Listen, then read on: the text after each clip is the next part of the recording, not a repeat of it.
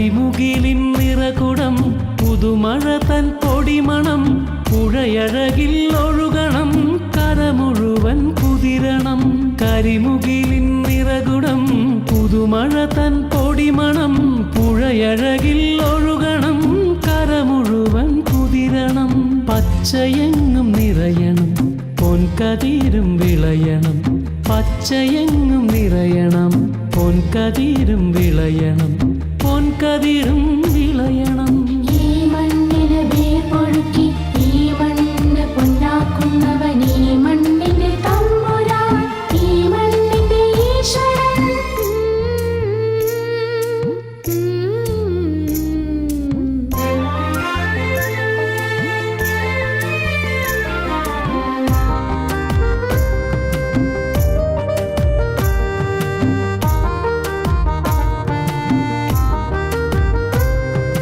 മലമുകളിൽ പെരുമരം പശുതിരയും തണലിടം കുളിരണിയും ചെറുകുളം അതിലുണരും ജലസുമം മലമുകളിൽ പെരുമരം പശുതിരയും തണലിടം കുളിരണിയും ചെറുകുളം അതിലുണരും ജലസുമം സ്വപ്നമെങ്ങും പടരണം സ്നേഹമെന്നും വിടരണം സ്വപ്നമെങ്ങും പടരണം സ്നേഹമെന്നും വിടരണം സ്നേഹമെന്നും വിടരണം ഈ മണ്ണിന് വേർപൊഴുക്കി ഈ മണ്ണ് പൊന്നാക്കുന്നവൻ ഈ മണ്ണിന്റെ തമ്പുരാൻ ഈ മണ്ണിന്റെ ഈശ്വരൻ ഒളിച്ചിരുന്ന് കിളിച്ചിലയ്ക്കും പച്ചിലക്കാട് പിച്ചകക്കാട് ഒളിച്ചിരുന്ന് കിളിച്ചിലയ്ക്കും പച്ചിലക്കാട് പിച്ചകക്കാട് വയലേലയിൽ നെല്ലോലയിൽ അലഞ്ഞൊറിയും കാറ്റ് കുഞ്ഞിളം കാറ്റ് കുഞ്ഞിളം കാറ്റ് ഇവിടെ എന്ത് രസമാണ് ഇവിടെ എന്ത് സുഖമാണ് ഇവിടെ കോടകൊട്ടും ഞാൻ ഇവിടെ എന്ത് രസമാണ് ഇവിടെ എന്ത് സുഖമാണ് ഇവിടെ കോടകൊട്ടും ഞാൻ ഒളിച്ചിരുന്ന് കിളിച്ചിലയ്ക്കും പച്ചിലക്കാട് പിച്ചകക്കാട്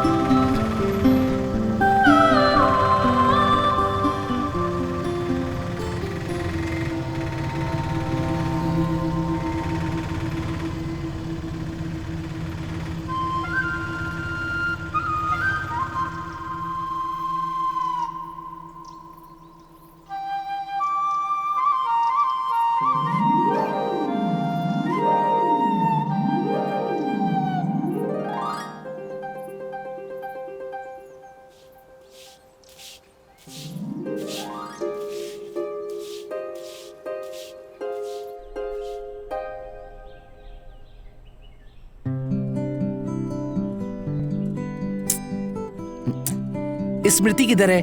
माँ से पूछ लो। अब तक तुम तैयार नहीं हुई? हाँ हाँ हो गई हूँ, बस चलो चलते हैं। तुमने मेरे पैंट को इस्त्री क्यों नहीं किया? मुझे नहीं आता। माँ, माँ। अरे क्या हो गया, चिल्ला क्यों रहे हो? मेरे पैंट को इस्त्री क्यों नहीं किया? इसे कल ही पहना था ना। शे, अरे फिर से धुलाई की लड़ाई। मेरे पैंट को इस्त्री नहीं किया। बोल तो ऐसे रहे हो जैसे गवर्नमेंट की नौकरी में जाने वाले हो।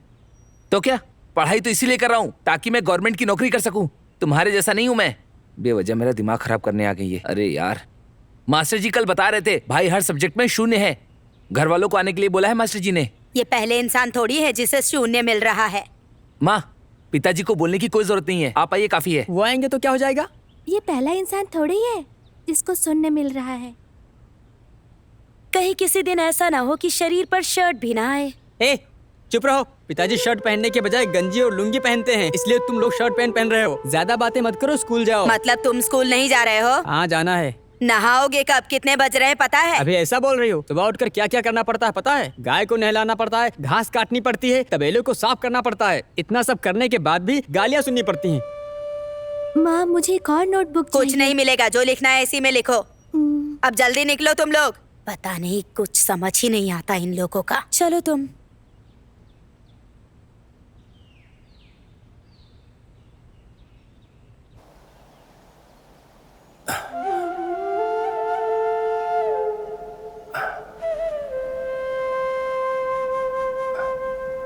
अच्छे से पढ़ाई पर ध्यान वही दो, तो ठीक है करने जा बच्चा? रहे हैं हम लोग। कुछ नहीं बोला। ध्यान से पढ़ते नहीं सब।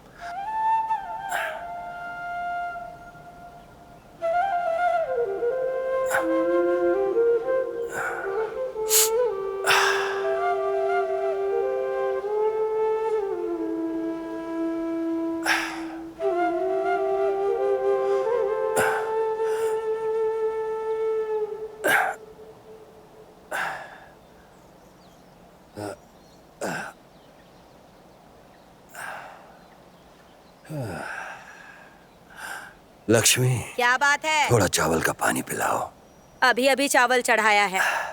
ठीक है, थोड़ा पानी पिला दो। क्या हुआ? पसीना क्यों छूट रहा है इतना? कोई तकलीफ हो रही है क्या? धूप में चलने की वजह से सर चकरा रहा है। हे भगवान, सब समझ आ रहा है। डॉक्टर को दिखाते क्यों नहीं हो? अरे बाप रे, अभी दुकान भी जाना है। ये केले का कुलचा लेकर मूसा की दुकान इसीलिए जाना है। इतनी धूप में लेकर आए हो। तुम जाकर जरा पानी तो ले आओ। जो जी में आए करो। हर कोई अपने बच्चों के बारे में सोचता है, लेकिन इनको समझाने का हमेशा क्या फायदा? बड़बड़ाती रहती है।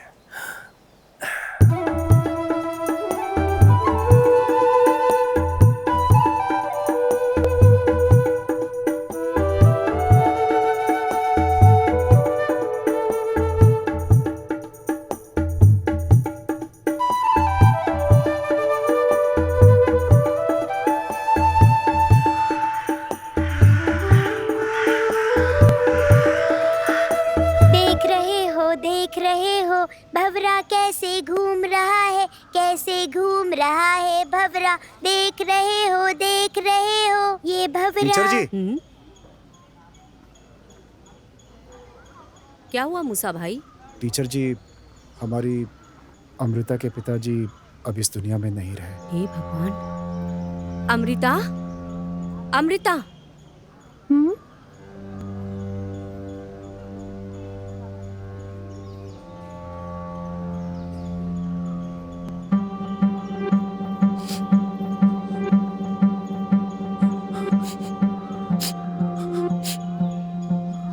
मैं इसे लेकर जाता हूँ। ठीक है।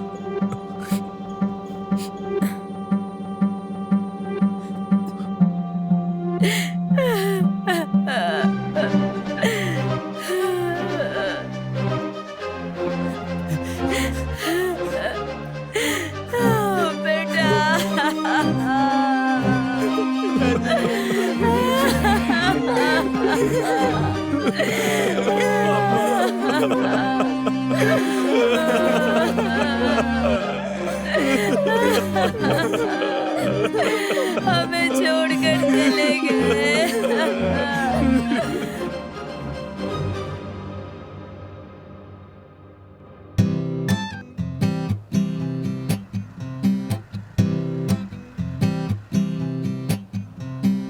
अरे, तुम आ गई।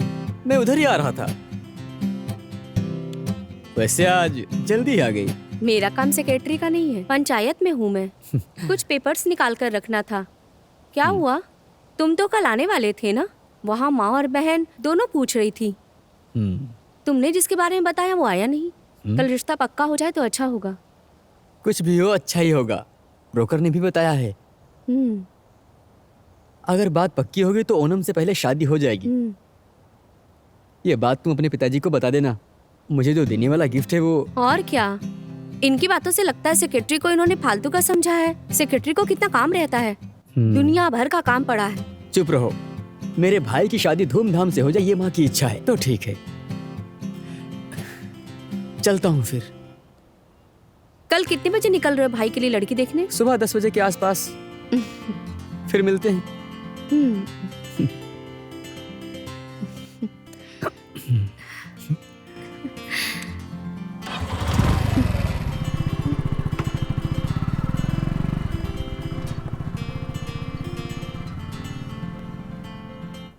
आओ आओ। अरे दिवाकर भाई बैठो। आपने जैसा बोला था हम सब लोग वैसे पहुंच गए। बैठो। नमस्ते। नमस्ते। नमस्ते। आओ आओ, बैठो बैठो। अरे आप लोग भी बैठो ना।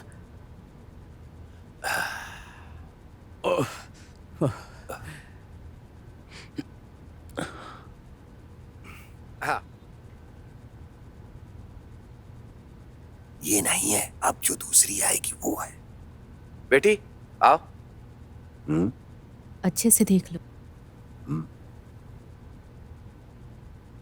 बेटी लड़का ये है।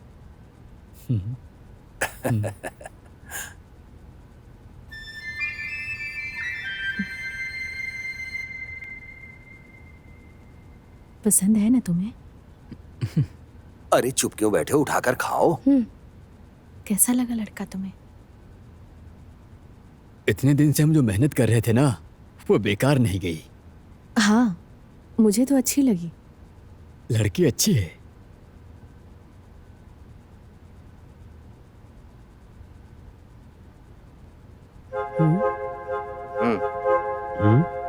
क्या बात है?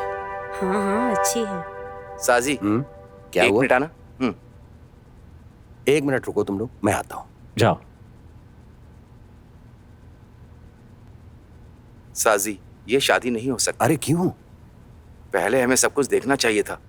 अभी तो इसके पास कोई काम धंधा नहीं है, कल को सरकारी नौकरी भी नहीं मिलेगी, फिर आपस में उन दोनों के बीच में झगड़ा होगा। मुझे नहीं लगता कि कुछ अच्छा। सुनो दिवाकर, उस लड़के की पूरी डिटेल तुम्हें देने के बाद ही मैं उसे यहाँ लेकर आया था। आजकल मेरे स्वभाव में जानते हो ना बहुत बदलाव आ गया है। ऐसा गांव वाले बोल रहे हैं। सोए हुए मुझ साजी को मत जगाओ। बेटी को भी तो राजी होना चाहिए साजी। बड़ा आया रजामंदी पूछने वाला। लड़की देखने में जान निकल जाती है। सुनो तुम लोग, ये सब यहीं रख दो और चलो मेरे साथ। अब यहाँ किस लिए बैठे हो तुम? जहाँ इज्जत ना हो उस घर में रिश्ता नहीं करना चाहिए। पता नहीं क्या समझता है अपने आप को। क्या हुआ? इस रिश्ते के लिए तो आना ही नहीं चाहिए था।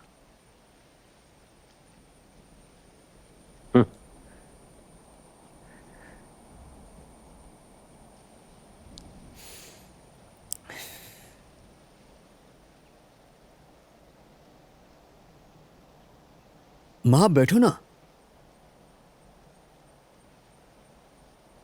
अरे भूल जाओ इसे, हम कोई और लड़की ढूंढेंगे। दोबारा जब हम लड़की देखें तो कार्तिक को नहीं ले जाएंगे। हैं?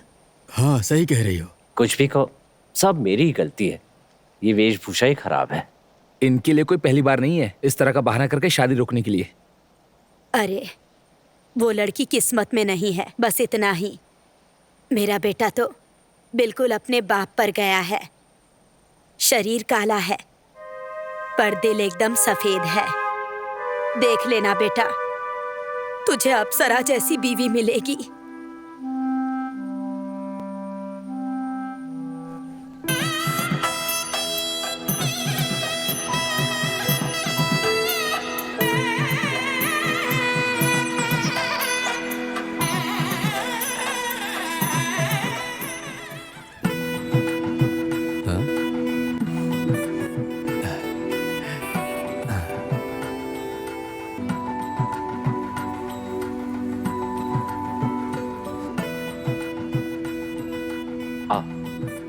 बैठो ना।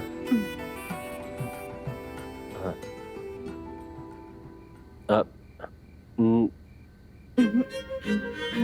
तुम पियो, पी लो।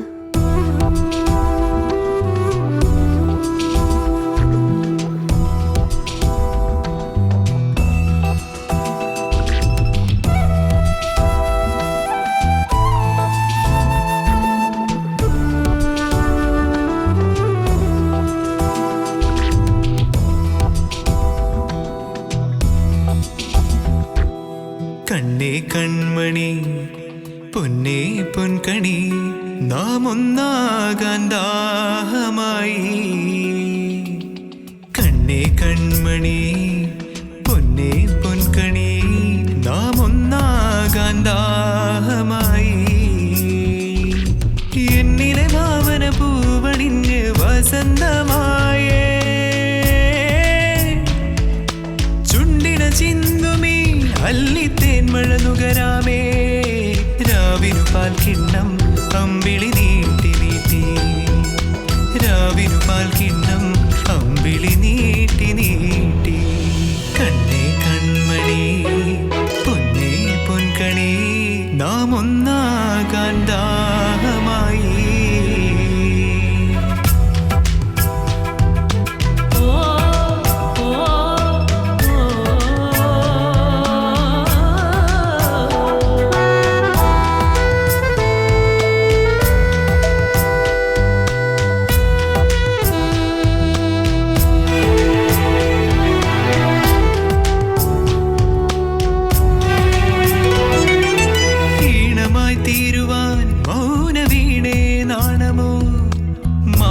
വിരലാൽ തൊട്ടാൽ നീ ഒഴുകും മധുവായി. ഈണമായി തീരുവാൻ മൗന വീണേ നാണമോ. മാദക വിരലാൽ തൊട്ടാൽ നീ ഒഴുകും മധുവായി. ആരാരും കേൾക്കാതെ കാതോരം ചൊല്ലാം ഞാൻ. നീ എന്നാളും എന്റെ മനസ്സിൻ താളമാണല്ലോ. ജീവരാഗമാണല്ലോ. കണ്ണേ കൺമണി പൊന്നേ പൊൻകണി നാം ഒന്നാകാൻ ദാഹമായി.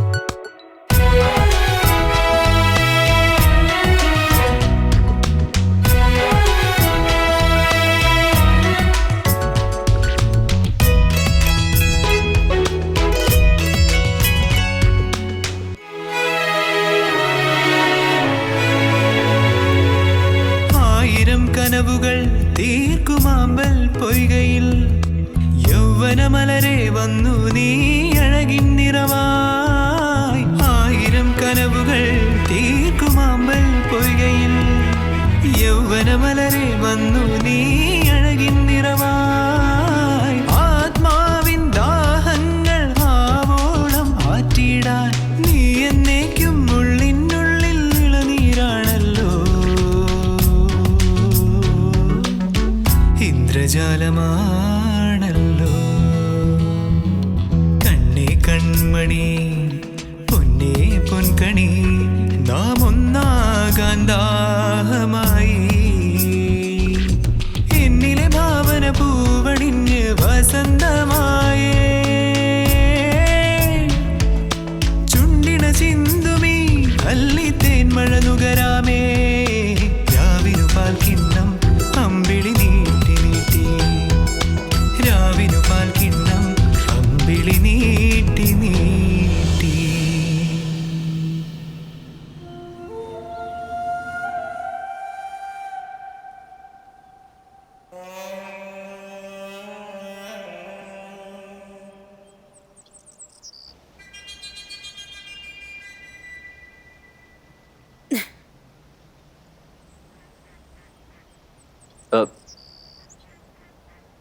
माँ, आपको आराम करना चाहिए ना. क्यों इतना काम करती रहती हैं? फिर शाम को कहेंगी यहाँ दर्द हो रहा है, वहाँ दर्द हो रहा है. क्यों इतना काम करती रहती हैं? ये हुई ना बात. अरे तुम दोनों की शादी होने से पहले मैं ही तो घर का सारा काम किया करती थी ना, समझे? ये जो भी कर रही हूँ इसकी मदद के लिए है. जब लोग बढ़ते हैं तो काम भी बढ़ जाता है. घर का सारा काम बेचारी इस अकेली को ही करना पड़ता है. क्यों? आपके दूसरे बेटे की भी तो शादी हुई है ना. चलो बाकी दिन पंचायत का काम रहता है, पर बाकी दिन आपकी बहू क्या करती रहती है? तब तो घर का काम कर सकती है. अरे देखो वो वहाँ खड़ी है.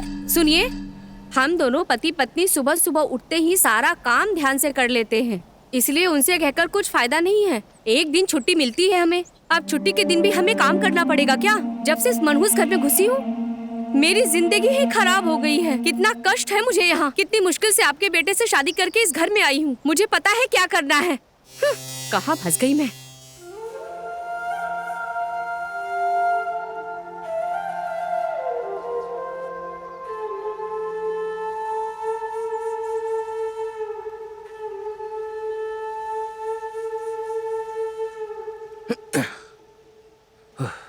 तुम आराम करो, हम कर लेंगे सब। अरे करने दो ना, 2 दिन से कुछ काम नहीं किया इन्होंने। थोड़ा पसीना छूटने दो। चुप करो। माँ, राधिका दीदी कहाँ है? वो अंदर है, बहुत गुस्से में है। सबके साथ मिलजुल कर रहना चाहिए ना। हर वक्त गुस्सा दिखाती रहती है, पता नहीं क्यों। क्या इसीलिए मैंने भगवान से इतने दिनों तक प्रार्थना की? अगर कोई परेशानी है तो घर में बताना चाहिए ना। अरे वो गुस्से वाली है, हम सबको पता है। कार्तिक भाई भी उसके पीछे ही घूमते रहते हैं। बात सुनो, तुम चुप ही रहो।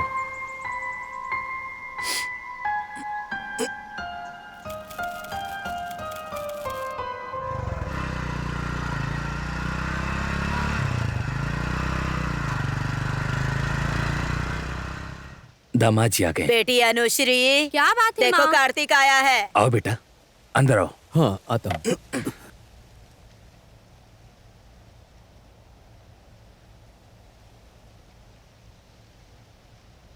अच्छा आ गए।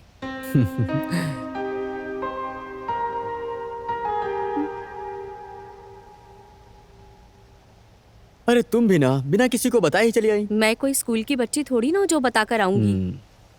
माँ के साथ ऐसा हुआ है, मुझे तो बताना था ना। आखिर हुआ क्या है अब तो बताओ। वो घर के बड़े बेटे हैं, इसका मतलब ये नहीं कि जिसे जब चाहे कुछ बोल दे। उन्हें उनके हिसाब से बहू मिली है। इतना ही नहीं, उनकी कुंडली में भी दोष है। वैसे कार्तिक, मैं तुम्हारी जानकारी के लिए पूछ रही हूँ।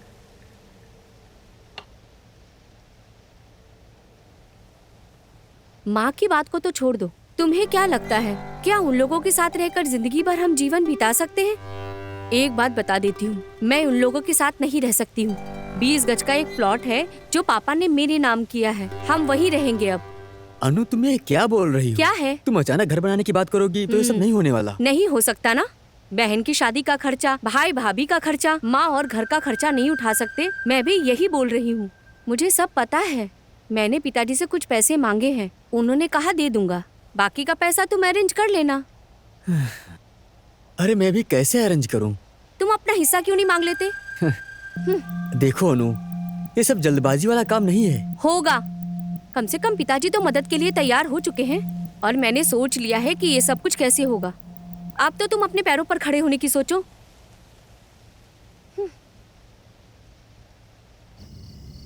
अरे रो क्यों रही हो? अभी आपके रोने से कोई फायदा नहीं होने वाला। आपने ही कहा था मैं कार्तिक से बात करूंगी, पर उससे बात करने से कोई फायदा नहीं होगा। और ये बात गलत है, मैं अच्छे से जानता हूं। कार्तिक की नौकरी है, इसीलिए उसकी पत्नी ने ही उसके कान भरे होंगे। और नंदू भाई को घर छुड़वाने के लिए उसकी बीवी ने ही कहा होगा। राधिका दीदी, आपको उनको समझाना चाहिए था ना।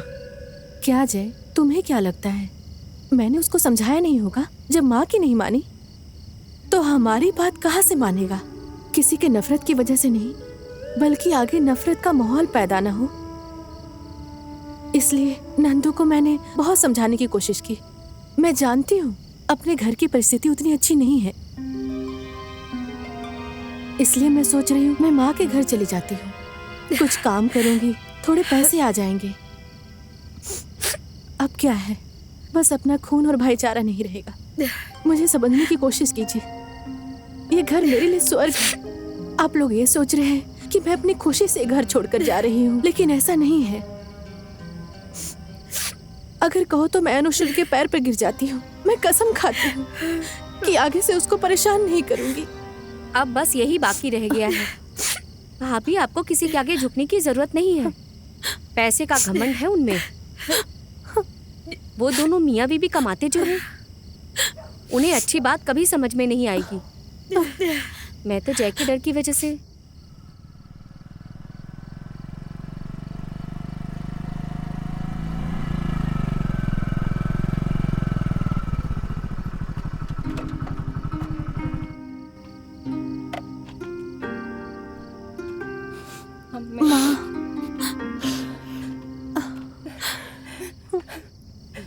माँ, आपने क्या फैसला किया है? आखिर यहाँ क्या हो रहा है? बेटा, फैसला लेने वाली मैं कौन होती हूँ? वो लोग हैं ना, जब बच्चे हमारे कंधे से ऊपर हो गए हैं तो फैसला उन्हीं को लेना चाहिए ना। मैं तो हमेशा की तरह काम करके अपनी जिंदगी गुजार लूंगी बेटा। इतना कुछ करने के बाद भी अनाथ जैसी हो गई हूँ।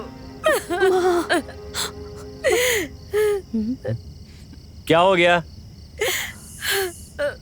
ऐसे रो क्यों रही हैं आप? यहाँ कोई मर गया है क्या? यार देखो, तब रोती रहती हैं। रो रो के तबीयत खराब करेंगी, फिर सब परेशान। माँ, ये गांव छोड़कर थोड़ी ना जा रहा हूं मैं। जब भी आपका मिलने का मन करेगा मैं यहाँ आ जाऊंगा। माँ, इसने जो भी कहा आपने सुना ना। मैं, कार्तिक और उसकी बीवी इस खानदान के सबसे बड़े नालायक हैं और हम सब लोग उसी के भरोसे जी रहे हैं। माँ, हमने अब तक कोई हिसाब नहीं जोड़ा है, उस दिन भी और ना ही आज जोड़ा है। जब पिताजी की मौत हुई थी और वो हम सबको बेसहारा छोड़कर चले गए, वो मेरे स्कूल का आखिरी दिन था। उसके बाद जब वो इस घर में आई, तभी से हमें कोई कमी नहीं है। इस घर को वही संभालती आ रही है। देखा जाए तो एक तरह से वही इस घर की मालकिन है। यहाँ तक कि कार्तिक पे भी उसने कभी कोई आंच नहीं आने दी। जब पिताजी थे तो तब मैंने खुद अपनी आंखों से देखा था। उन्हें सांस की तकलीफ थी माँ, इसलिए मैं भी उनके साथ खेती के काम में जुड़ गया। जब पिताजी की मौत हो गई तब मैं अकेला पड़ गया माँ। और उसके बाद आप लोगों ने जमीन बेचकर हम लोगों की शादी करवाई। अब हमारे पास कुछ भी नहीं बचा है। अब मैं कहाँ जाकर क्या काम करूं? मुझे तो कोई काम करना भी नहीं आता है माँ। नंदू भाई, हम अपनी बीवी के भाई को बड़ा भाई कहकर ही बुलाते हैं। जब से स्मृति से शादी हुई है, उसी की तरह मैं आपको अपना बड़ा भाई मानता हूँ। हम सब तुम्हारे साथ खड़े हैं, तुम गलत मत समझना। मैं भी एक फैसला लेता हूँ, अगर आप यहाँ से चले गए तो हम भी यहाँ आना बंद कर देंगे। मैं चलता हूँ।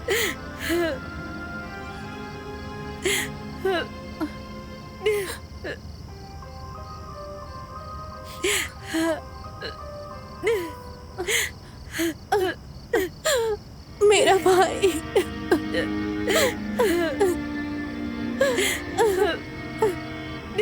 माँ।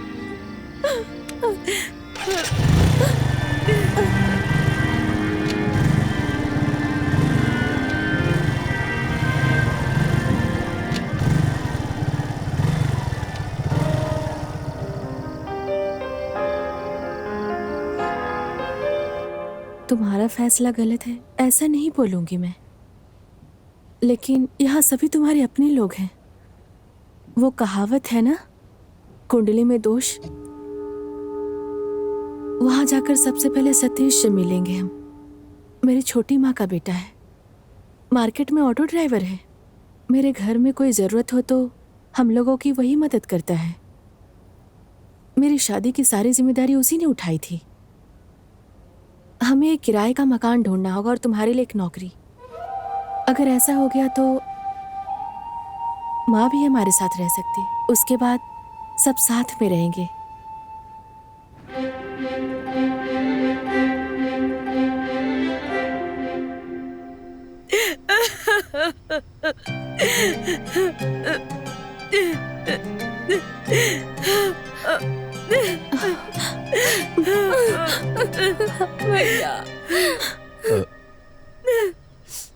तुमने कहा था ना कि 2 हिस्से होंगे। ये पिताजी की जमीन है और माँ कहती हैं कि वो मरते दम तक यहीं रहेंगी।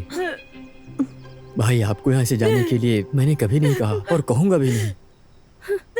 सबको देखते हुए मेरे काम और तनख्वाह, उसके बारे में सोचना पड़ता है। महीने की तनख्वाह मिलने के बाद सब मैनेज करना पड़ता है।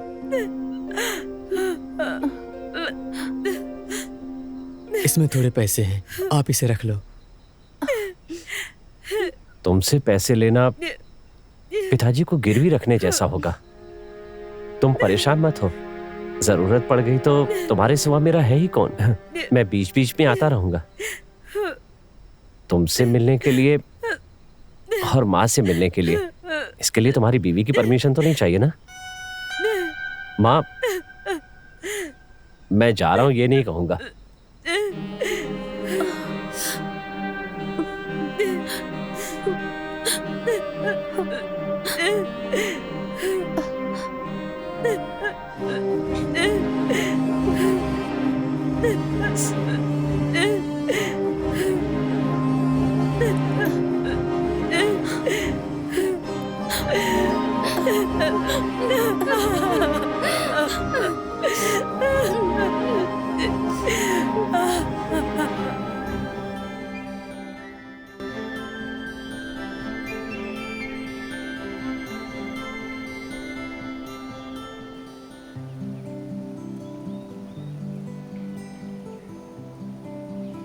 वो वहां मिलेगा क्या? और क्या, इधर ही मिलेगा। इधर ही कहीं होना चाहिए उसका घर। हाँ।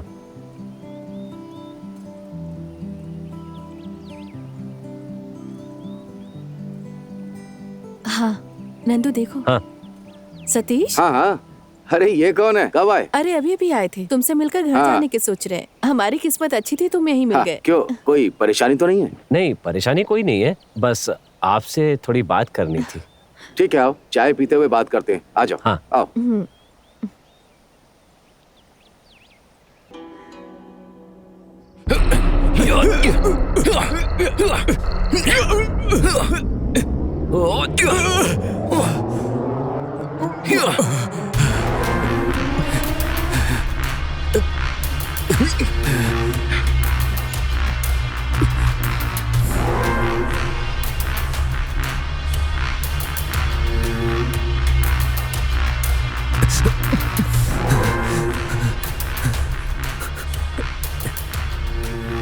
अबे, अर्कल खानदान में बहुत सारा धंधा है, वहाँ काम करने वाले भी हैं। उस भीड़ भाड़ में तुम पर बहुत ज्यादा भरोसा कर लिया। खुशखबरी आने तक तुम सुरक्षित रहे, मैंने सुरक्षा भी दी, लेकिन तुमने जो गद्दारी की है वो नहीं करनी चाहिए थी, गलती कर दी। अबीदा, ये मेरा बुरा समय चल रहा है, देखो मुझे माफ कर दो प्लीज। चल, मेरे दादाजी के परदादा अर्कल परिवार को ब्रिटिश के लोगों ने मारा था, फांसी पर लटकाकर। इस गांव के लोगों ने फंसाया था उन्हें। उसके बाद धंधा संभाला मेरे पापा ने, अर्कल हमीद। उसके साथियों ने ही उनको धोखा दिया था, बांधकर। बुरे वक्त की दुहाई देकर वो बच भी गए। वहीं उन लोगों की गलती की वजह से मैं खून की पैदाइश हूँ, आबिदा, अर्कल आबिदा। ये सभी लोग मेरे खून के रिश्तेदार हैं। तुम्हारे बुरे वक्त के बारे में सोचकर अबीदा ने रहम दिखाया तो अबीदा का नाम खराब हो जाएगा।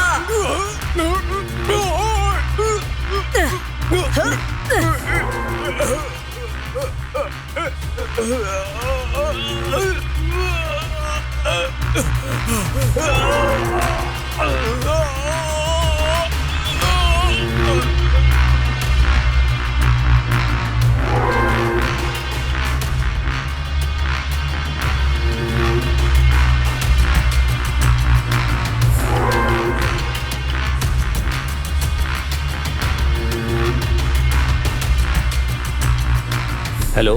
हाँ बीदा। वो चला गया और पीछे हटने का अब रास्ता नहीं है। मस्जिद में दफनाने का और जो काम करना है वो कर देने का, समझा ना?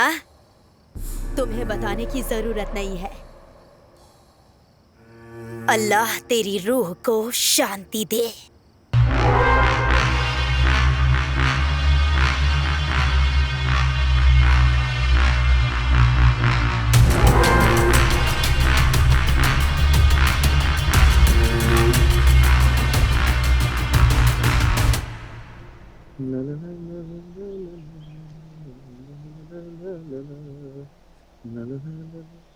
बड़ी माँ, राधिका।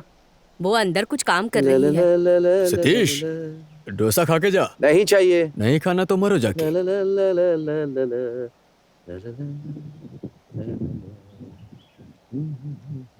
राधिका, नंदू क्या कर रहा है? वो बाथरूम में नहा रहा है। नहाने दो उसे। नंदू जल्दी करो। क्या है? अभी आता हूँ। क्या बात है? सतीश भाई आए हैं। ठीक है, आ रहा हूँ। राधिका, हाँ? नंदू ड्राइविंग जानता है क्या? ड्राइविंग? हाँ। वो भी नंदू को? अरे नहीं, हाँ? वो सिर्फ गाड़ी खींच सकता है। फिर क्या करें? क्या हुआ? नंदू, एक काम आया है। एक वीजा है दुबई के लिए। वीजा? हाँ। वो भी दुबई के लिए? ये अच्छा है। अच्छा। नंदू, वीजा? अरे सच बोल रहा हूँ। हाँ? वीजा है। आजकल तो कितने ही लोग देश विदेश जा रहे हैं। वीजा है, लेकिन 2 तरह का वीजा। एक ड्राइविंग के लिए, हाँ? और दूसरा है उनकी कंपनी में क्लीनिंग के लिए। अगर ड्राइविंग आती होगी तो तनख्वाह अच्छी मिलेगी। बाकी के काम में तनख्वाह कम है। 4 साल अगर मेहनत करके टिक गए ना तो अच्छी जिंदगी जी पाओगे। गल्फ जाने के लिए पासपोर्ट तो लगता होगा क्या? ना? पासपोर्ट नहीं है? अब क्या बताएं। ठीक है, उसकी चिंता मत करो। मतलब पासपोर्ट नहीं चाहिए? अरे वो सब हो जाएगा, वो बना करके दे देंगे। ठीक है।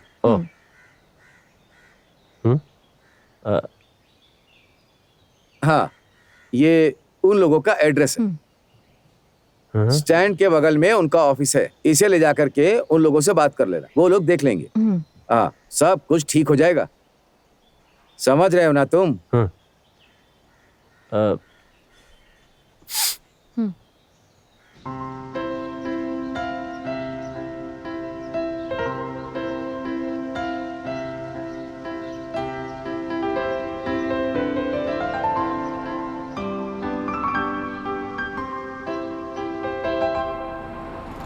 हाँ हाँ, फोन किया है उन्हें।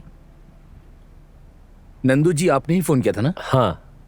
आप बैठ जाइए। हाँ, बैठ जाइए। चलो बैठो।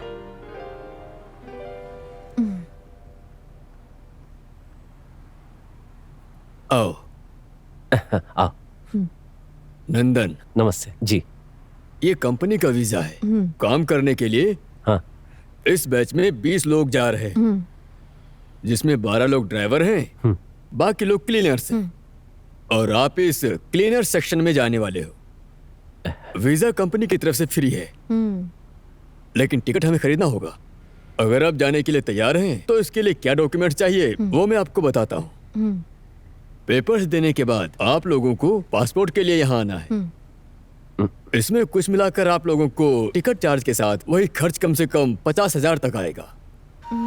काम में ज्वाइन होने के बाद चौथे महीने में टिकट चार्ज काटकर बाकी का पैसा आपके अकाउंट में आ जाएगा। एक और बात बता देता हूँ, 3 साल पूरा होने से पहले कंपनी छुट्टी नहीं देगी। समझ में आया? जो मैंने कहा अगर समझ में आ गया हो तो जल्दी से डॉक्यूमेंट्स ऑफिस में पहुंचा देना। ठीक है सर। आपका नाम क्या है? शरीन। ओह अच्छा, शरीन पावा। ओह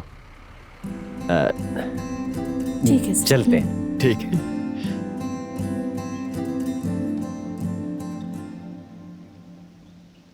राधिका, टेंशन लेने की जरूरत नहीं है। ये काम नहीं होने वाला। 50,000 रुपए, इतना पैसा कहाँ से लाएंगे हम? अरेंज करना होगा। नंदू, तुम भी चाहते थे ना? और सिर्फ इतना ही नहीं, और हमें जो मिटाने की राह देख रहे हैं, हम उन्हें बता सकते हैं कि हम क्या चीज हैं। अगर नंदू ने ठान लिया तो आपको इस धरती पर पैर रखना ही होगा। मेरे पास जो भी जेबर है, माँ की अंगूठी और थोड़ा बहुत सतीश से कुछ पैसे उधार मांगेंगे। अच्छी जिंदगी जीने के लिए हमें कुछ करना ही होगा नंदू।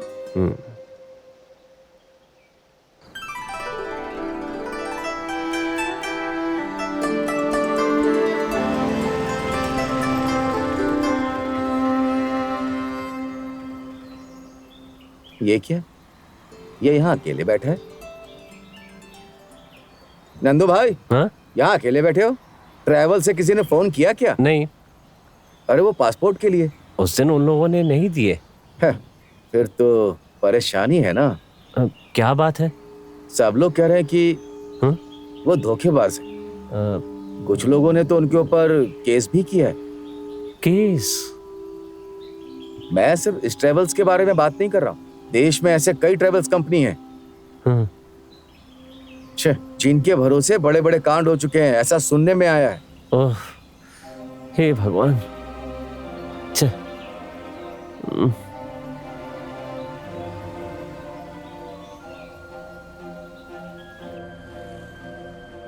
अरे ऐसे कैसे घुसे चले आ रहे हो? बाहर लोग खड़े दिखाई नहीं देता? बाहर जाके खड़े हो, बुलाता हूँ।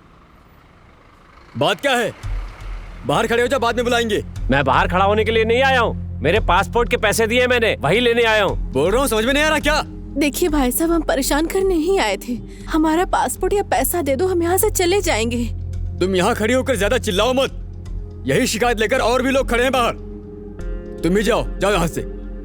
जहाँ शिकायत करना उस जगह का नाम पुलिस स्टेशन है। यहाँ जो है ना, उसका नाम है पासपोर्ट। उसमें तुम्हारा पासपोर्ट है तो लेकर जाओ। इनका नाम क्या बताया आपने? नंदू। इस नाम का पासपोर्ट तो यहाँ है ही नहीं। वही तो समझा रहा हूँ कि ये सब कंपनी के हाथ में है। हाँ, मैं अच्छे से जानता हूँ कि इसमें मेरा पासपोर्ट नहीं होगा, लेकिन फिर भी पासपोर्ट मैं लेकर जाऊंगा, क्योंकि ये किसी का पासपोर्ट तो होगा। जब तक मेरा पासपोर्ट या पैसे नहीं मिलते, ये मेरे पास रहेगा। इतनी हिम्मत है क्या तुझमें? सर छोड़ दीजिए सर, प्लीज परेशान मत कीजिए। अरे दूर हटो।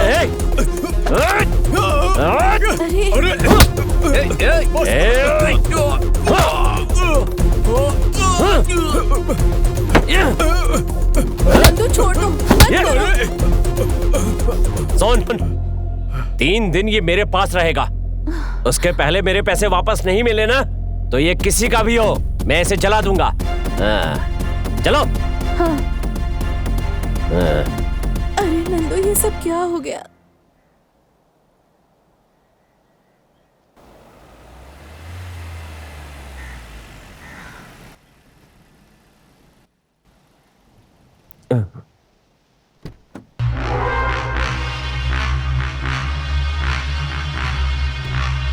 हे भगवान, अर्कल अबीदा, ये यहाँ कैसे?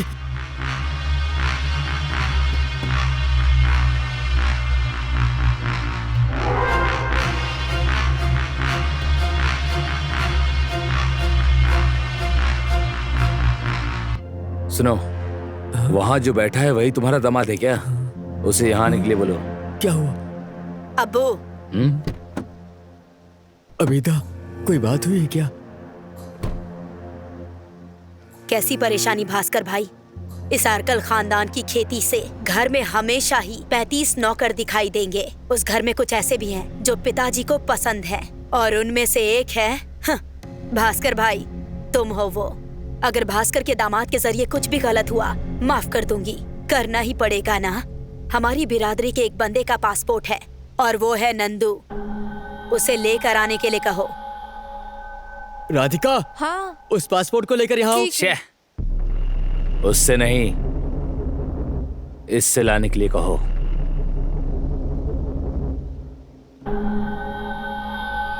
लगता है जरूर कोई बात हुई होगी।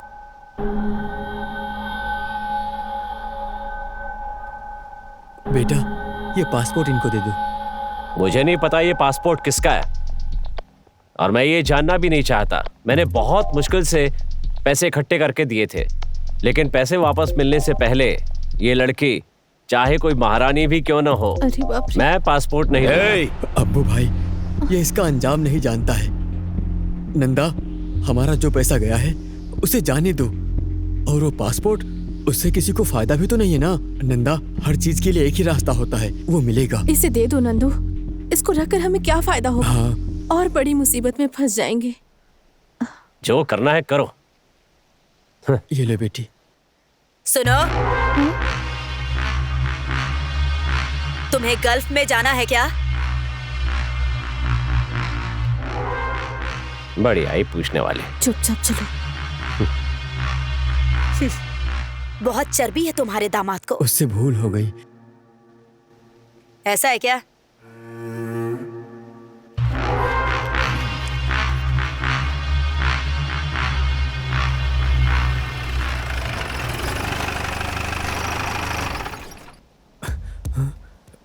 बेटा नंदा, जरा इधर आओ, जल्दी आओ।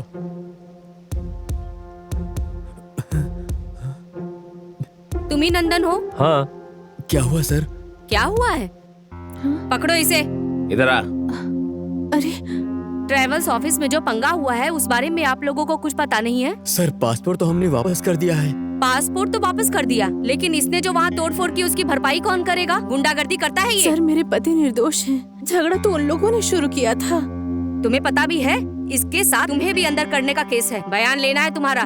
जब समय आएगा तो तुम्हें भी बुलाएंगे। आ जाना पुलिस ऑफिस। ले चलो इसे, ले चलो। जय हिंद मैडम। इधर आओ। क्या हुआ मैडम? अपनी जानकारी के लिए पूछ रही हूँ, इस तरह का शो क्यों दिखा रही हो? मैडम, ट्रैवल्स ने अगर ऑफर दिया है तो उसका एहसान चुकाने के लिए ड्यूटी मत करना, अच्छा नहीं होगा। नहीं, ऐसी बात नहीं। ये अर्कल परिवार से संबंधित केस है। छोटे मोटे केस में वो लोग दखल अंदाजी नहीं करते। मैडम मैंने पूछा भी था, बहुत ज्यादा नुकसान किया इन लोगों ने। किसी ने कुछ बोल दिया तो उनकी बातों में आकर तुम्हारा जो भी है उसे बेचकर पासपोर्ट ले जाकर उन्हें दे दोगे क्या? बाकी लोगों को परेशान करने के लिए? ये कोई पहली बार नहीं है। तमिलनाडु और केरला में ऐसे बहुत सारे केसेस हैं। वैसे कल सुबह तुम्हें स्टेशन आना होगा, समझे? और जो कुछ भी हुआ है बयान देना होगा। ये बात भूलना मत। कल सुबह 10 बजे। साइड हटो। चलो। जी मैडम।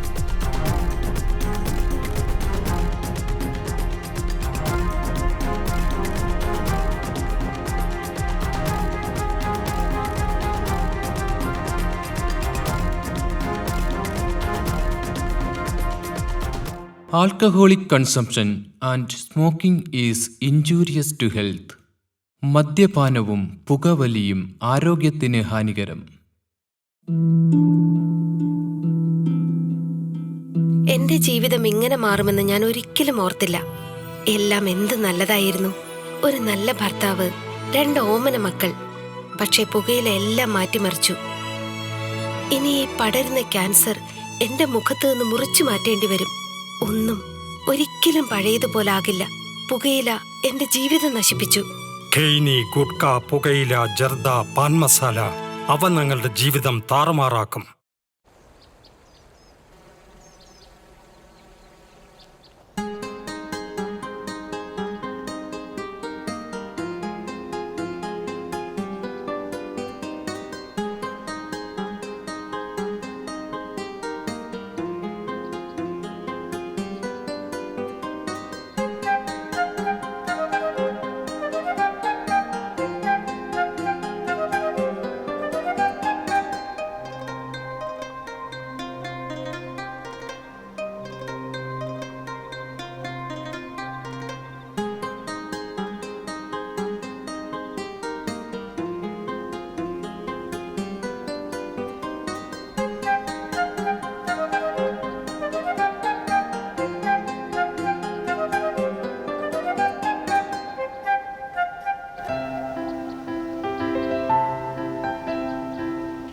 नंदा?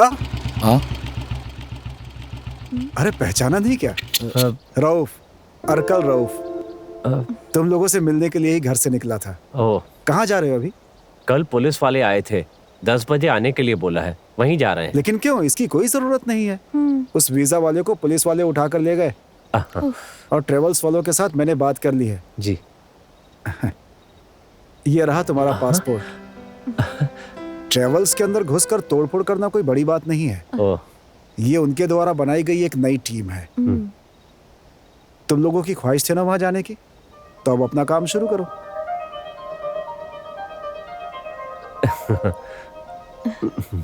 दुबई में हमारे पहचान के लोगों के पास बहुत काम है, तो फिर जाने के लिए तैयार हो जाओ। बहुत कम दिन बचे हैं और वो आबिदा भी जाएगी। बाकी बातें बाद में समझाता हूँ।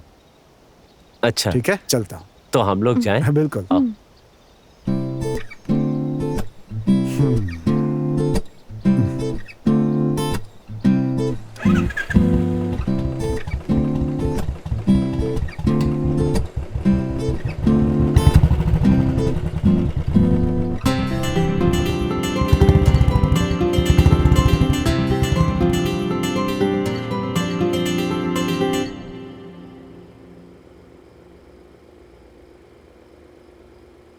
कल इस समय में नंदू तुम किसी और देश में रहोगे?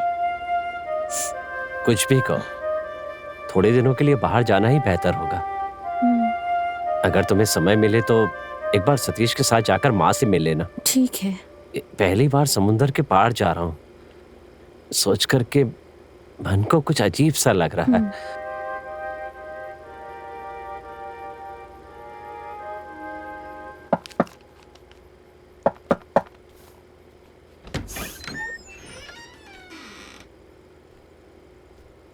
अरे सतीश,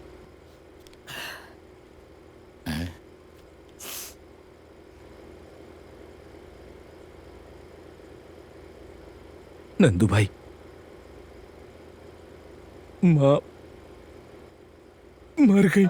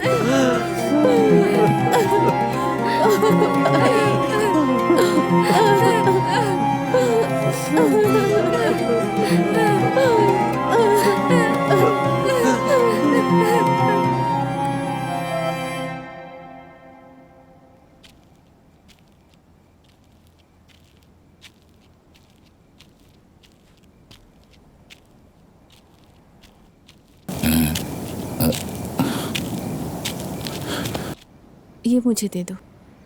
नंदू, मुझे बहुत देर हो गई है। मैंने इन लोगों को सब समझा दिया है। 15 तारीख तक हमारे पास वक्त है, मतलब अभी भी 17 दिन और बचे हैं। टिकट निकालने का काम शुरू हो गया है। तुम यहाँ आकर बैठो। रहने दीजिए, मैं यहीं ठीक हूँ। आबिदा जी, कहीं आप पुरानी बातों के लिए नाराज तो नहीं है ना? मेरी माँ चाहती थी कि मैं एक अच्छी जिंदगी बिताऊं, लेकिन अब इन सब बातों का कोई फायदा नहीं। यहां भी काम मिल जाए तो मैं रह लूंगा। सोचता हूँ खेती करना तो आता है, हो सके तो ऐसा ही कोई काम देखिए ना, मैं यहीं रहकर कर लूंगा। ऐसा नहीं है कि इस घर में मुझे कोई परेशानी है, फिर भी अगर किराए का मकान मिल जाए तो अच्छा रहेगा। अगर यही कुछ काम करना है तो अर्कल खानदान में खेती बाड़ी का बहुत सारा काम है, और बिजनेस करना है तो सारा धंधा बाहर है। हमारा बाहर साउकार्ड में एक होटल भी है। कहा जाता है फिल्म वाले और रशिया के लोग आते हैं वहां पर, बहुत सारे टूरिस्ट लोग। वहां बहुत सारे नौकर भी हैं। फिर भी अगर तुम्हें वहां काम करना है तो, और यहाँ से जाना है तो उसका इंतजाम भी कर दिया जाएगा, समझे? वहां बहुत सारे घर हैं जो खाली पड़े हैं, रहने का इंतजाम भी हो जाएगा। और मेरा भी कुछ गल्फ के विला का काम बाकी है। भास्कर भाई, खुश हो ना? हाँ?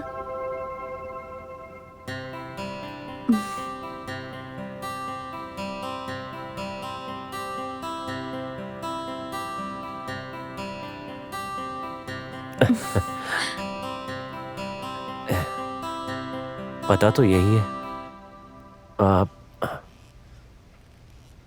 आप कौन हो? क्या चाहिए? मेरा नाम नंदन है, मुझे अबिदा जी ने भेजा है। ओ नंदन, मैडम ने बताया था। मुझे उनका फोन आया था कि तुम पहुंचे कि नहीं पहुंचे। फिलहाल अपने साथ कुछ कपड़े वगैरह लेकर आए हो कि नहीं? हाँ। इस प्लेस पर रेंडेड टूरिस्ट वगैरह आते रहते हैं। हमारे पास 5 से 6 रेस्टोरेंट भी है। बोटिंग और जरूरत के हिसाब से कुछ ऐसी जगहें भी है यहाँ पर। टूरिस्टों के लिए जो जरूरी है यहाँ पर सब कुछ है। समझ गए? यहाँ पर काम को लेकर आनाकानी करने की कोई जरूरत नहीं है। जो काम मिले वही करना है, ऐसा मैडम ने फोन पर कहा था। तुम्हें सब कुछ ओके है ना? ड्रेसिंग रूम उधर है। जी। सुनो रफीक। जी सर। नंदन को रूम पर छोड़ कर आओ। आइए। धन्यवाद।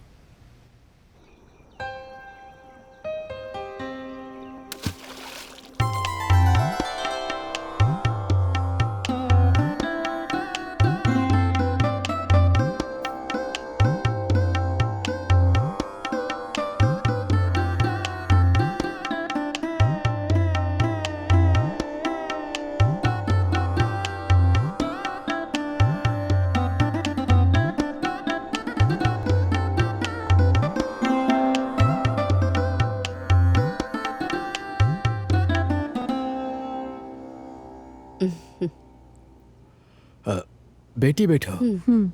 तुझे भी बोलने की जरूरत है क्या? अरे बैठना। अब ये राधिका का घर है।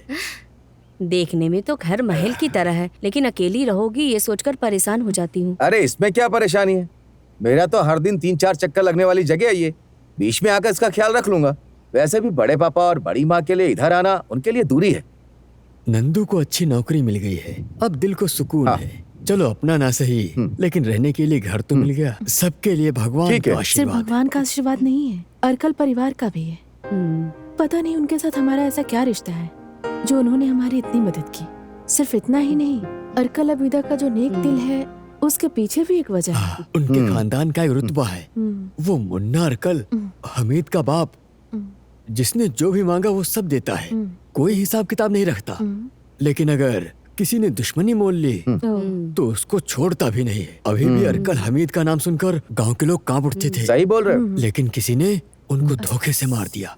उस बाप का ही रूप है अर्कल अबीदा। अरे ऐसा कुछ नहीं होने वाला। अरे भाई नसीर, उसको सारा काम समझा के रखा है, हो जाएगा।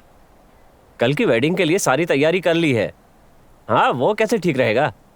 अरे सारा सामान सेठ की दुकान पर पड़ा है।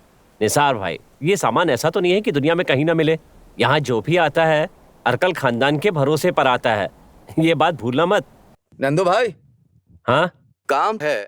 आ रहा हूँ। निसार फोन रखता हूँ। इन लोगों से बोलकर कोई फायदा नहीं है।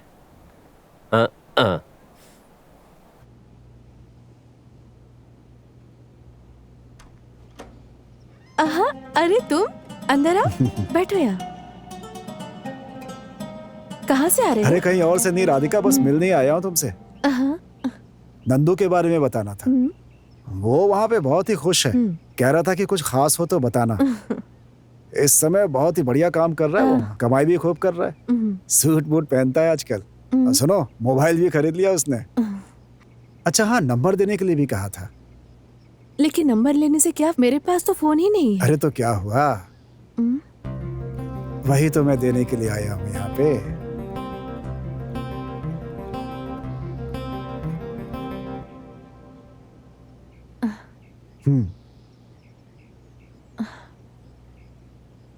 फोन तो बहुत ही अच्छा है, लेकिन मुझे इसे चलाना नहीं आता। ये मुझे नहीं चाहिए, बहुत ही महंगा लग रहा है। अरे तो क्या हो गया, सियाद के शॉप से खरीद कर लाया हूँ। उसको तो तुम जानती हो कितनी बढ़िया शॉप है। समझ गए ना वो सियाद के बारे में? हाँ सियाद। तुम्हें देखकर ऐसा लग रहा था कि तुम कहीं जा रही थी। ऐसा कुछ नहीं है, बस दुकान तक जाना है। अगर ऐसा है तो चलो हम चलते हैं दुकान तक। अगर इस फोन से बात करनी है तो इसमें एक चीज लगानी पड़ेगी, सिम। उसे तुम्हें अपने नाम पे लेना होगा। तो चलो शॉप पे चल के अभी खरीद लेते हैं। ये तो बहुत ही महंगा आया होगा ना? अरे वो तो करना ही पड़ेगा ना। नंदू अभी सिर्फ राधिका का पति नहीं है, अर्कल ग्रुप का स्टाफ भी है। तो इसलिए नंदू की जरूरत को पूरी करना हमारी जिम्मेदारी होती है। जब नंदू को तनख्वाह मिलेगी तो वो तो वापस ही कर देगा। तुम भी राधिका, चलो चलते हैं। अरे मैं बोल रहा हूँ ना, आ जाओ आ जाओ।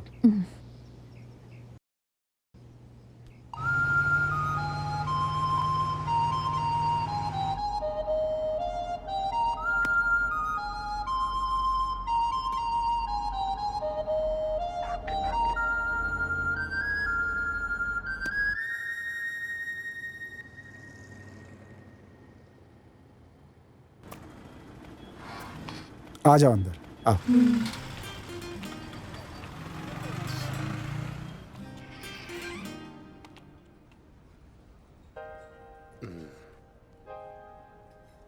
राधिका, हाँ? ये व्हाट्सएप है। इसे सेट करने के लिए इसमें तुम्हारी फोटो चाहिए। मेरे पास तो कोई भी फोटो नहीं है। अरे इसमें कैमरा है ना। अच्छा,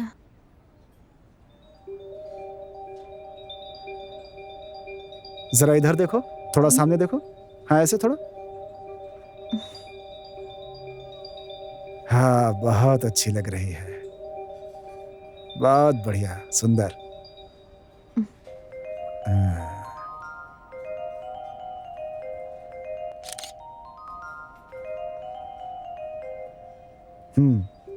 ये तो बहुत ही अच्छा है। वही तो मैं कह रहा था कि तुम बहुत ही सुंदर हो। अब नंदू से इस फोन से मेरी बात तो हो जाएगी ना? नहीं ऐसा नहीं हो पाएगा, क्योंकि नंदू के पास छोटा फोन है ना, उसमें व्हाट्सएप वगैरह नहीं चलता। कोई बात नहीं, 1-2 महीने में वो भी अच्छा फोन खरीद लेगा। उससे मिले हुए तुम्हें बहुत दिन हो चुके हैं ना।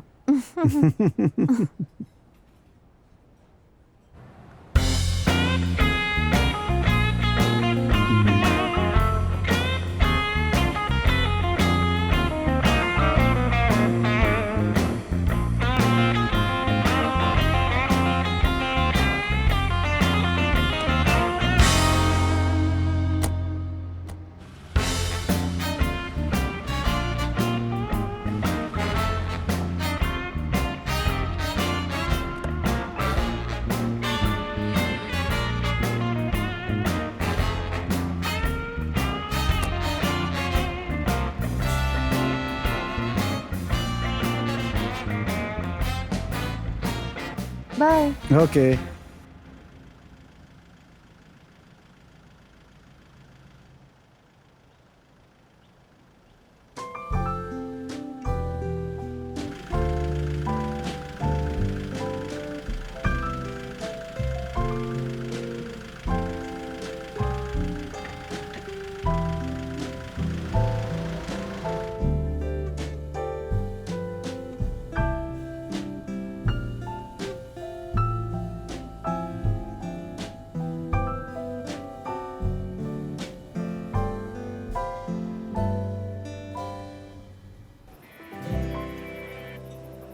हेलो, क्या बात है?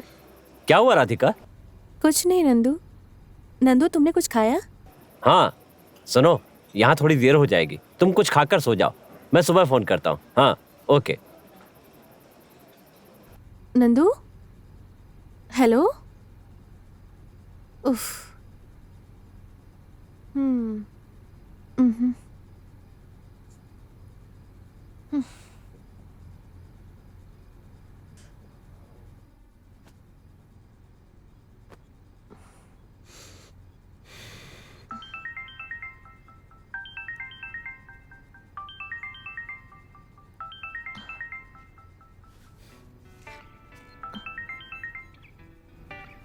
हेलो। हेलो। हाँ राउफ, कैसे हो तुम? कहाँ हो? क्या कर रही हो तुम अभी? क्या करूँ, मैं ऐसे ही लेटी हूँ। नंदू ने फोन किया कि नहीं? फोन किया था, लेकिन वो अभी बहुत बिजी है। सीजन चल रहा है ना, इसलिए। तुम बहुत बोर हो रही हो क्या? ऐसी कोई बात नहीं है। तुमने कुछ खाया कि नहीं? अभी खाया नहीं है, खाऊंगी। तो ठीक है, खा लो पहले। मैं बाद में फोन करता हूँ। ओके।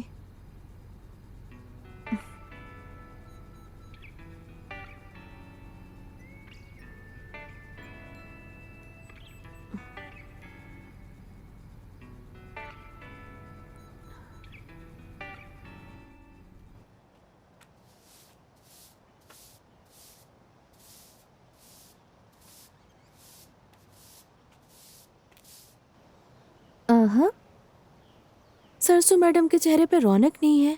पिताजी को भी साथ लाना चाहिए था ना। कुछ दिनों से मैं उधर आने के लिए सोच रही थी। पिताजी से मिले बहुत दिन हो गया है। पिताजी घर में ही है, कुछ दिनों से घर से बाहर नहीं निकल रहे हैं, प्रॉब्लम हो रही है। अब क्या नया प्रॉब्लम शुरू हो गया? प्रॉब्लम तो है बेटी, लेकिन तुम्हें बताना नहीं चाहती। बताओ प्रॉब्लम क्या हुआ है? मुझे पागल मत बनाओ, बताओ बात क्या है? हमारी जो जमीन है उसके बगल के जमीन की कीमत हमारे जमीन से बहुत ज्यादा चल रही है। अब जो जमीन हमने गिरवी रखी है उसे छुड़ाना ही पड़ेगा। बहुत सालों से वो सारे पेपर्स सोसाइटी वालों के पास जमा है। तुम्हारी शादी के वक्त भी हमने कुछ पैसे निकाले थे। तुम्हारी शादी के समय भी कुछ कर्जा लिया था, वो सब भी तो हमें चुकाना पड़ेगा। पापा तुम्हारे बहुत परेशान हैं। माँ तुम चिंता मत करो, हम कोई ना कोई रास्ता निकाल लेंगे। तुम चिंता मत करो माँ।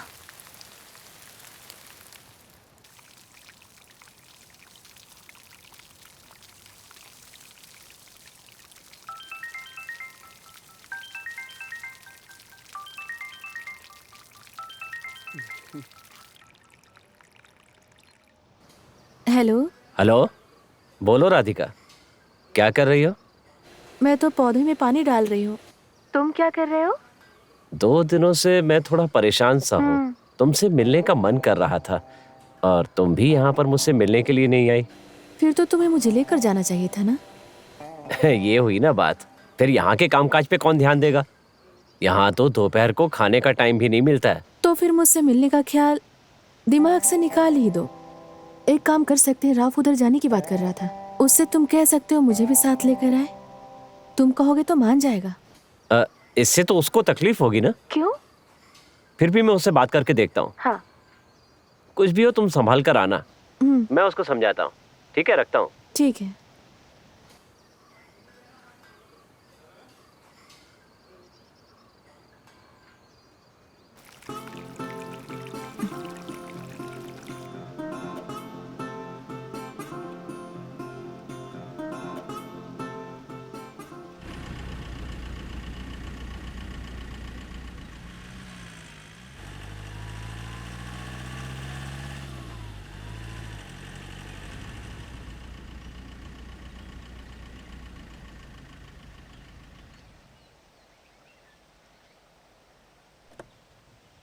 आ गई नंदू।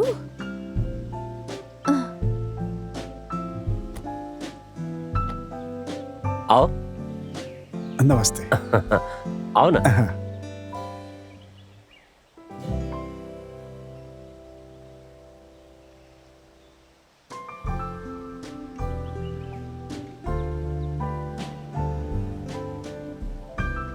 अच्छा, मिलता हूँ फिर।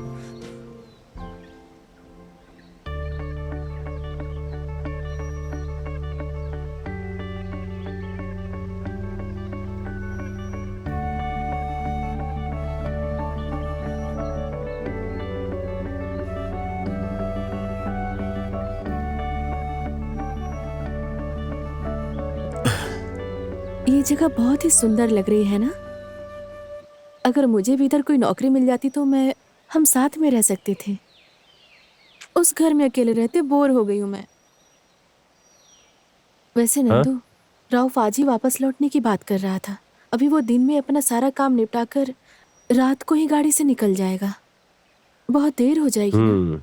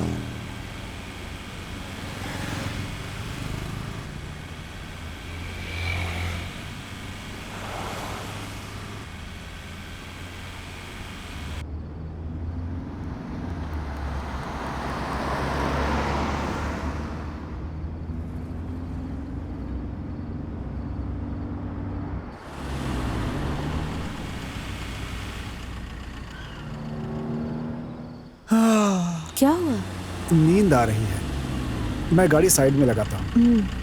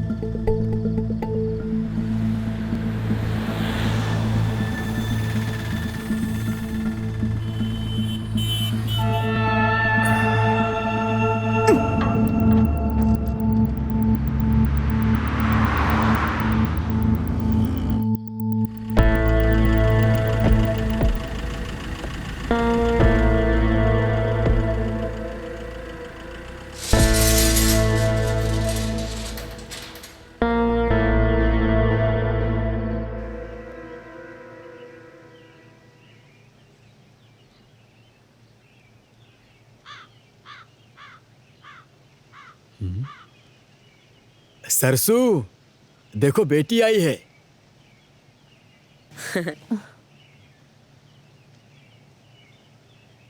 राधिका बेटी आ गई। आ जाओ बेटी, आओ बैठो यहाँ। अरे राधिका बेटी, तुम्हें अगर कहीं जाना हो तो हमें बताकर जाना चाहिए ना। कल तुम्हारे पिताजी के साथ हम तुम्हारे घर आए थे तो पता चला कि तुम रौफ के साथ नंदू से मिलने के लिए गई हो। अरे कम से कम रौफ को तो हमें बताना चाहिए था इस बारे में, जबकि दोपहर को खाना खाने भी यहाँ आया था। कौन? राउफ? राउफ इधर आया था क्या? आया था वो।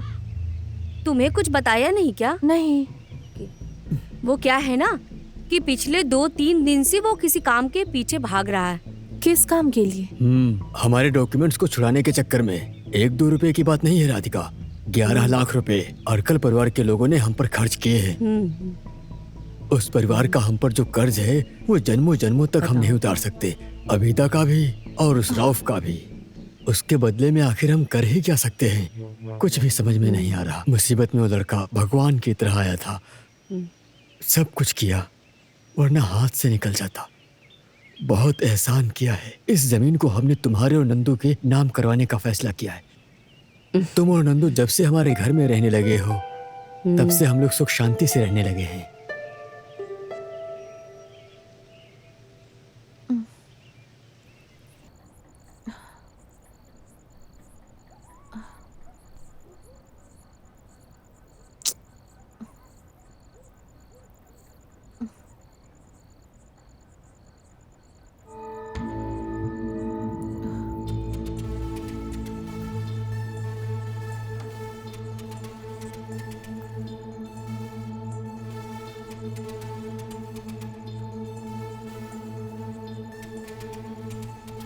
बैठो राउफ।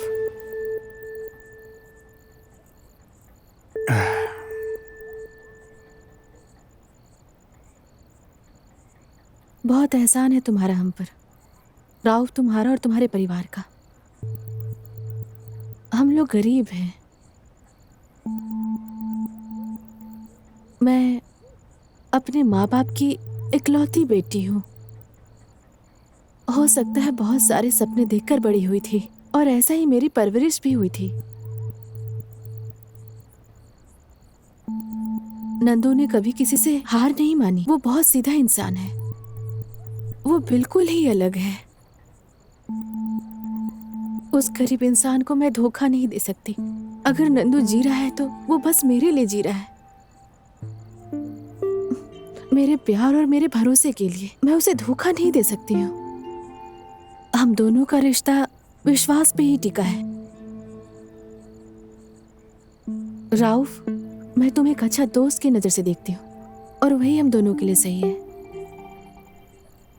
अरकल खानदान के लोग जब किसी की मदद करते हैं तो बदले में उम्मीद नहीं करते हैं वो, और ना ही मौके का इंतजार। मैंने जो किया वो गलत है, मैं जानता हूँ। आज के पहले मेरे साथ ऐसा कभी नहीं हुआ। मैं खुद शर्मिंदा हूँ। राधिका, मैं तुम्हें बहुत पसंद करता हूँ। कुछ मुलाकातों में मैं तुम्हें बहुत पसंद करने लगा। तुम मुझे अच्छी लगती हो। तुम्हारी बातचीत, तुम्हारा रहन सहन,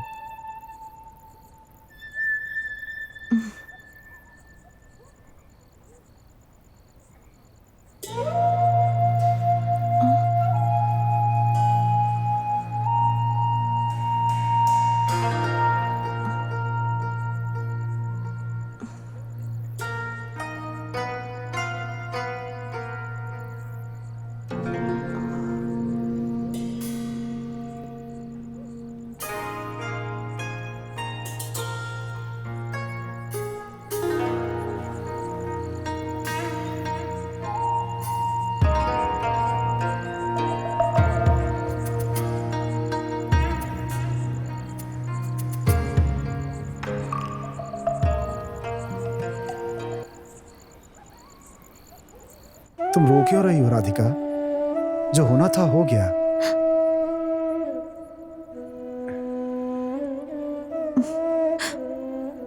हमने जो किया है ये कोई पाप नहीं है, ये नेचुरल है, ऐसा हो जाता है राधिका।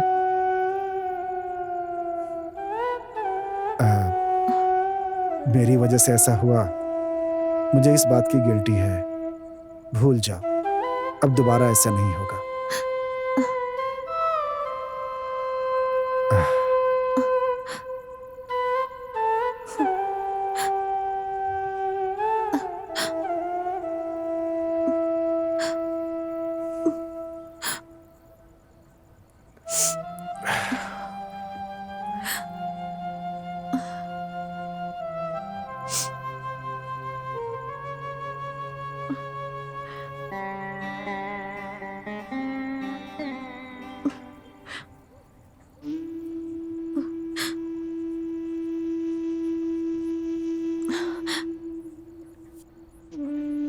राउफ, मैं जिंदगी भर इस बात को नहीं भूल पाऊंगी।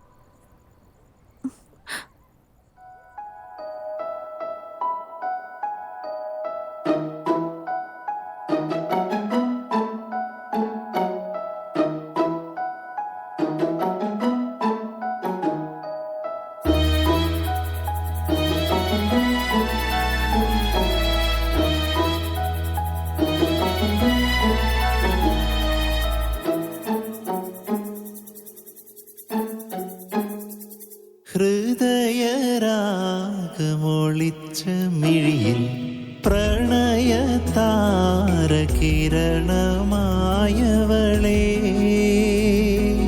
തഴുകുമിരാക്കുളിരലയിൽ ഉരുകുന്നു നിന്നെ ഓർത്തു ഞാൻ.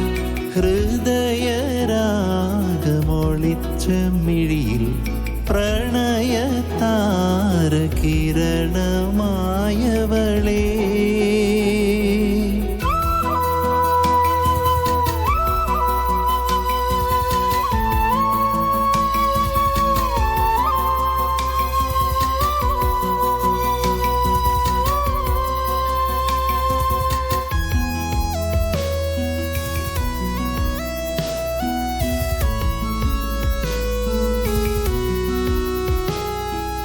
വെണ്ണിലാവിൻ ചിറകുമാ സ്വപ്നവർണ്ണ പക്ഷിയായി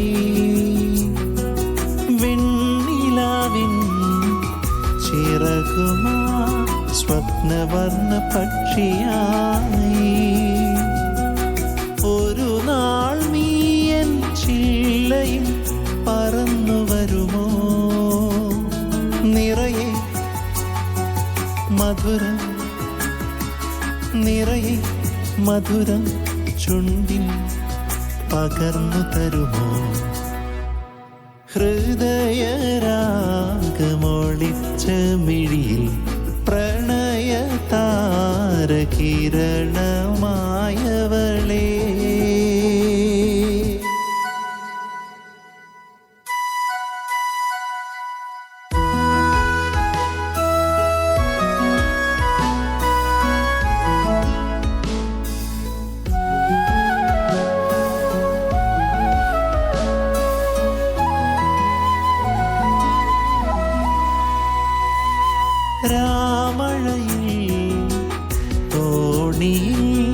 സ്വർഗതീരം തേടിയിടാ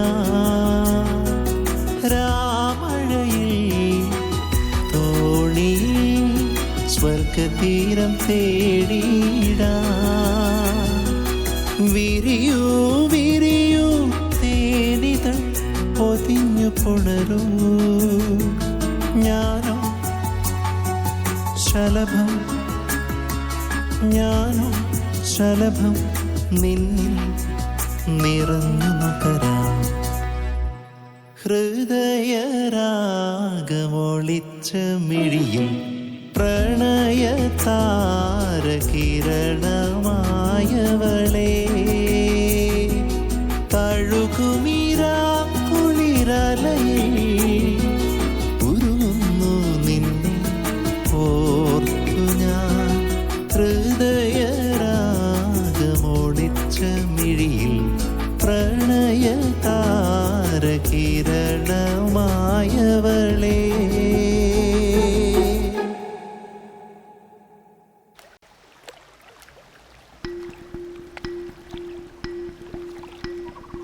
यह नंबर अभी संपर्क क्षेत्र से बाहर है। कृपया थोड़ी देर बाद कॉल करें।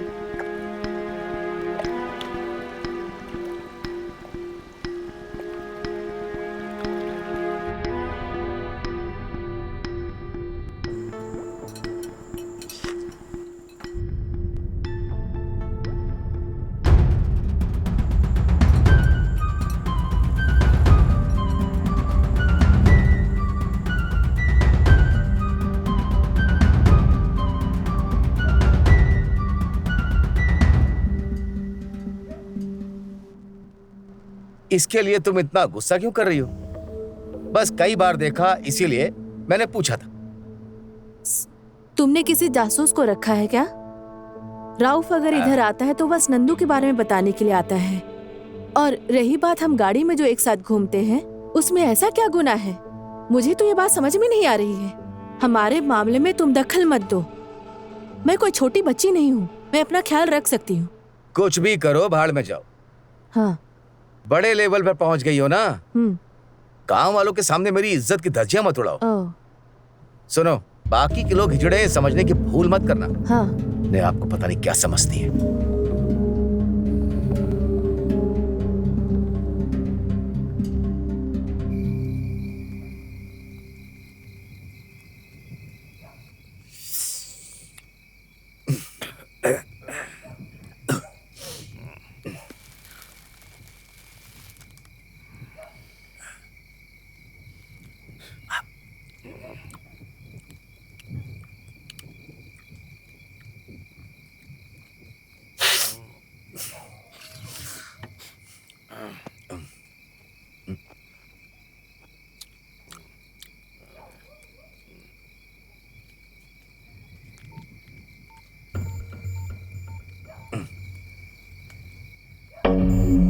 हेलो नंदू भाई, ये मैं क्या सुन रहा हूँ? वो आजकल पहले की तरह नहीं है, सारे उल्टे सीधे काम कर रही है।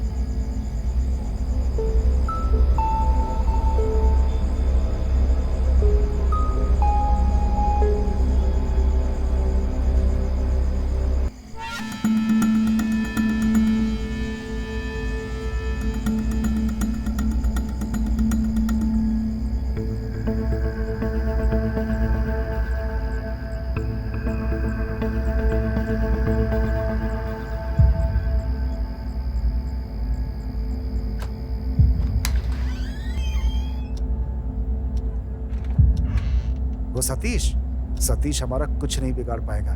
तुम उस सतीश को लेकर परेशान मत हो, चिंता मत करो, मैं हूं ना, सब देख लूंगा। कहीं देख नहीं रही? देखो तुम क्या बोलते रहते हो? आवाज कहाँ से आ रही है? हाँ? मैं हूं ना, सब से।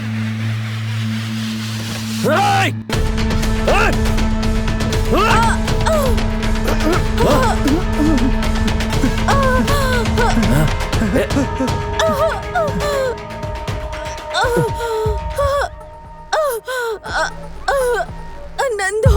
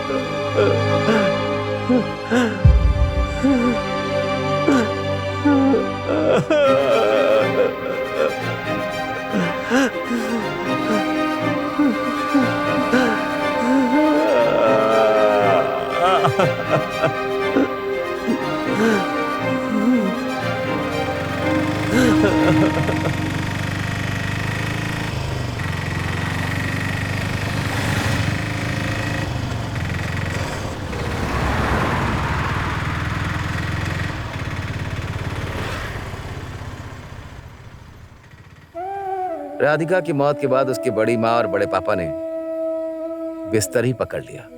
3 महीने के बाद बड़े पापा की मौत हो जाने के बाद बड़ी माँ भी गिर गई। क्या कर सकते हैं, बीमार हो गई है। अचानक कभी कभी राधिका का नाम लेकर दौड़ने लगती है, चिल्लाने लगती है। बहुत इलाज करा लिया उसका, जिंदा लाश बनकर घूम रही है। पुरानी कोई भी बात उनको याद ही नहीं है। चाहे कुछ भी हो जाता, तुम्हें राधिका को नहीं मारना चाहिए था।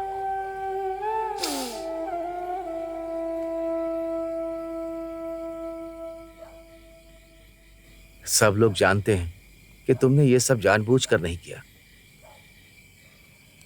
बड़े पापा की मौत के समय वो लोग भी आए थे। अर्कल अबीदा फिर से वापस आएगी। नंदू, तुम थोड़ा होशियार रहना। इस कत्ल के पीछे तुम हो ये जानने के बाद भी 6 साल के बाद तुम्हें बाहर निकाला, इसकी कोई वजह होगी। इसमें मुझे तुम्हारी भलाई नहीं दिख रही है। अर्कल अब्बू,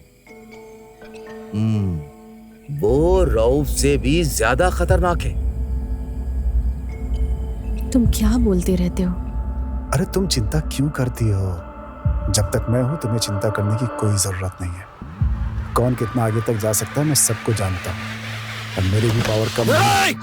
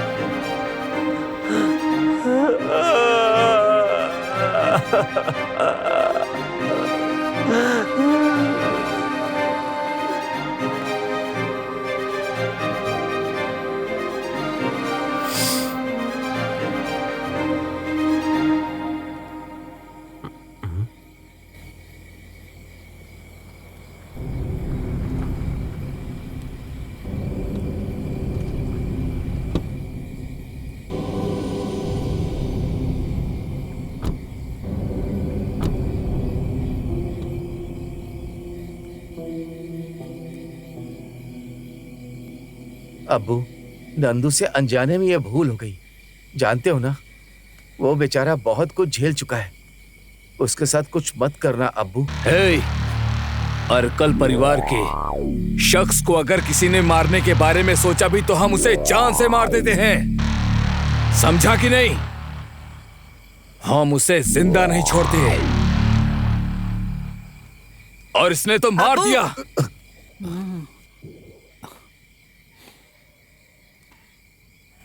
अब्बू, अगर जीने की चाहत होती ना तो मैं यहां कभी नहीं आता। तुम्हारे सामने जो खड़ा है वह एक जिंदा लाश है। कब्रिस्तान लेकर जाते समय मैंने उसका चेहरा देखा था, जो कि मेरे जहन से निकल ही नहीं रहा है। मैं अच्छे से जानता हूं, जो इंसान किसी के परिवार के एहसानों तले दबा हो, उसके साथ जो काम नहीं करना चाहिए, वो काम तुमने मेरे भाई के साथ किया है। उसकी सजा भगवान ने उसको दी है, ये सोचकर मैं खुद को समझा लूंगा। परलोक में उसके कर्मों का हिसाब होने दो। दान देना तो अरकल परिवार की हमेशा से परंपरा में है।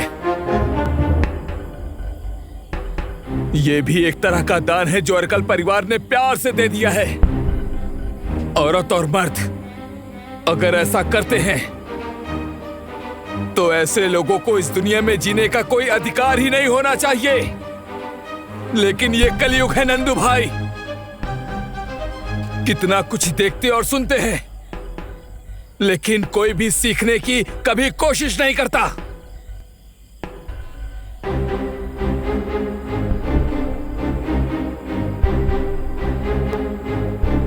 दिल में आपके प्रति कोई शिकवा नहीं है, शिकायत भी नहीं, बस प्यार ही बढ़ा है।